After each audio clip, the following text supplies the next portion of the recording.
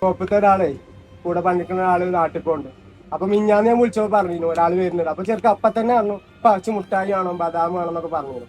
അപ്പൊ 2 കിലോ എടുത്തോളൂ ബദാമും പിന്നെ ബിസ്ക്കറ്റോ.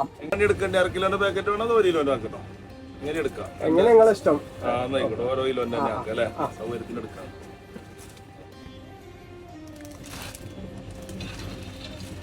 കഴിച്ചോക്ക് സാധനം എങ്ങനെ ഉണ്ട്.